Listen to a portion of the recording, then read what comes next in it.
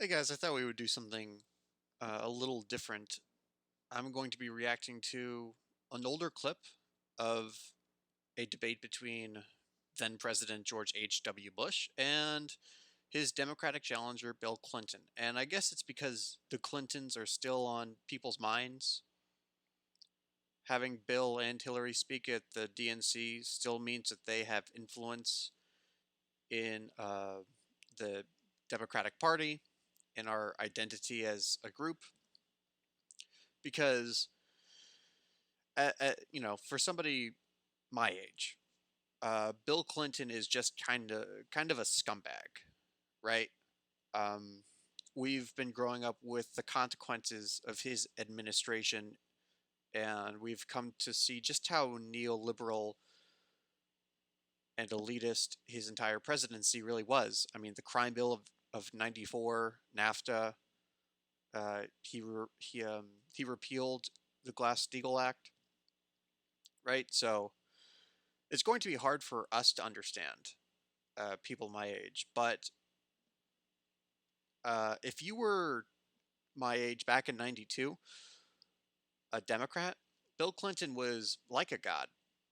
He really was. He was a major force to be reckoned with and a major figure for Democratic politics. I mean, obviously, he beat the incumbent, but Bill Clinton came in during a time of what seemed like a total cultural and political domination of the right wing. He's coming off of the Reagan Revolution, and he's about to challenge George H.W. Bush, a man who is still tied to that legacy, a man who defeated Michael Dukakis in a landslide, a man who oversaw the very popular Operation Desert Storm.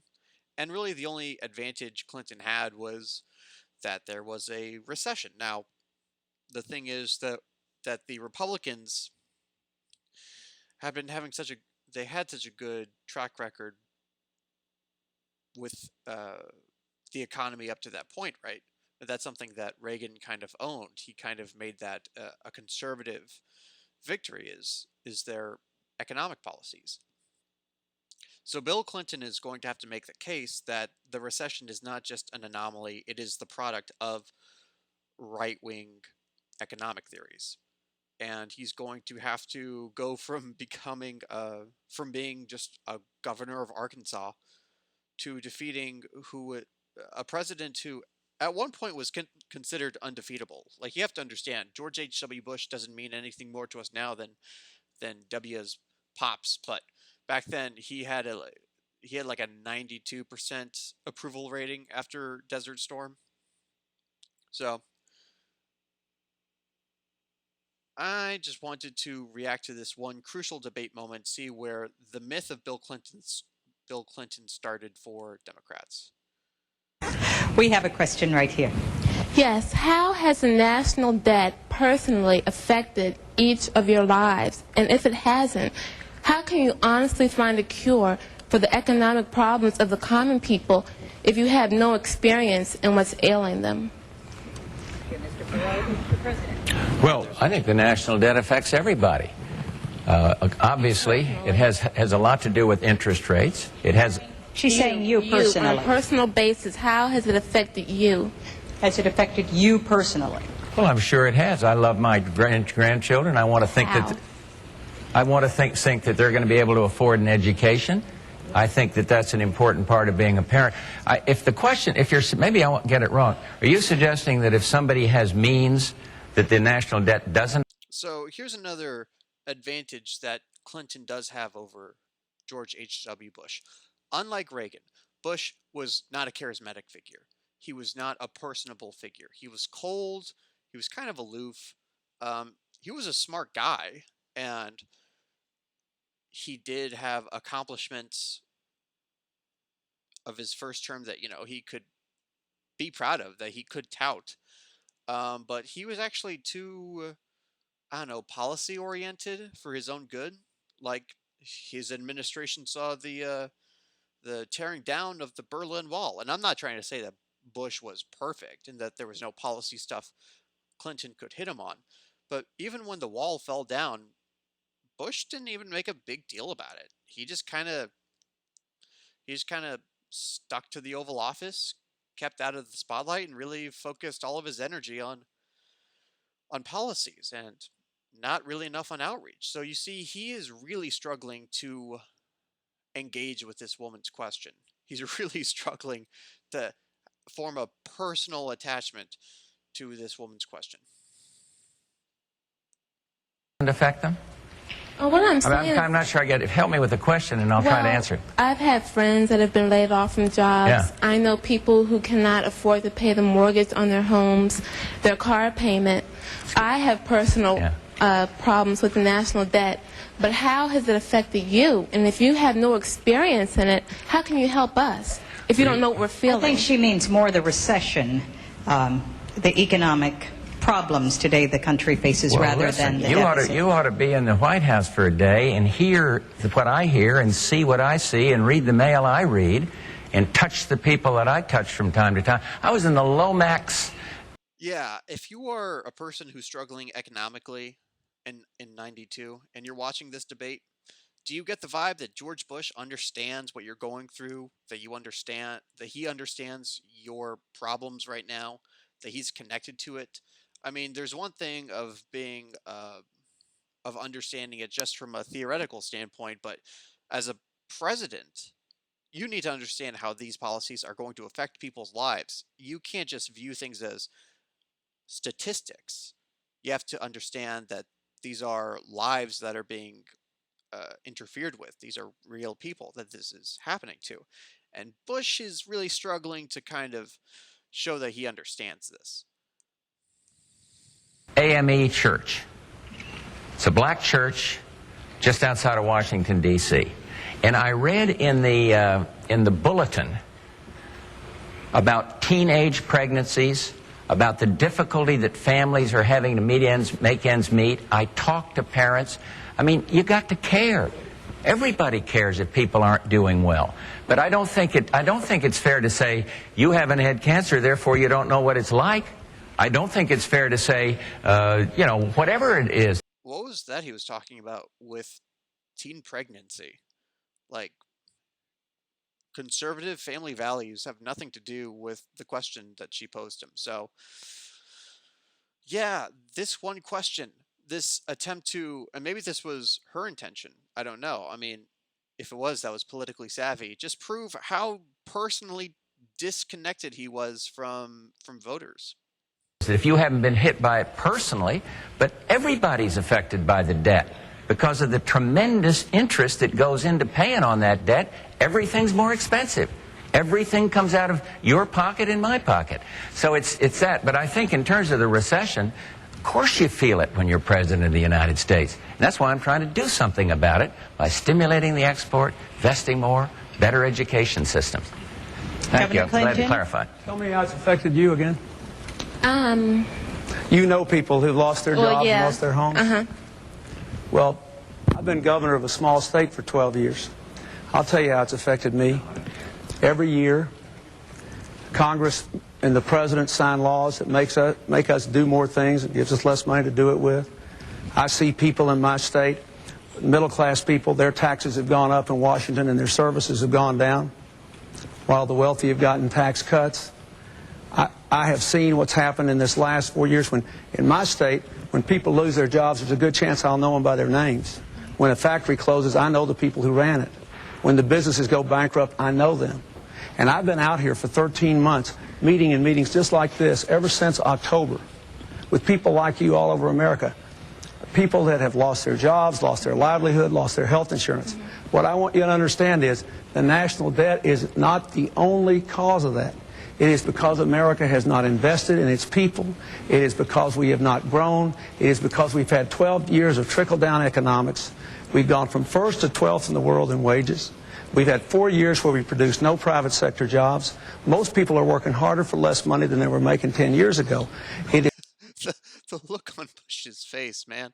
Can we get that? Can we go back there a little bit? Come on, give it to me. Yeah. Not exactly projecting confidence from Team Bush over here. So what Bill Clinton does there even though it might come across like just pandering, um, because a lot of politicians have actually modeled their speaking approach and their outreach approach after Bill Clinton, but it might seem like pandering. What he's doing is actually strategically brilliant. Not only is he forming like this personal connection with the woman, he's asking her like, "So what's happened to you?" Um, he's just trying to understand her situation. He's making her feel like she comes first. It's not about Bill Clinton. She comes first. She's the person of interest here because she represents people who are really struggling. That's the first thing. But there's something going on under the surface that I want to stress, and this is something that unfortunately many Democrats fail to do, including Bill's wife. So again, we're coming off of the Reagan Revolution, still very popular. George H.W. Bush is still tied to that revolution, that legacy, and he can make the case, well, I came in when the economy was hurting back in 1980, and me and President Reagan, we fixed it up. We made everything better. We did all this wonderful shit. Bill Clinton is turning Reaganomics against Bush. Clinton is making the case that this recession, that people's struggles are the product of supply side economics, of trickle down economics.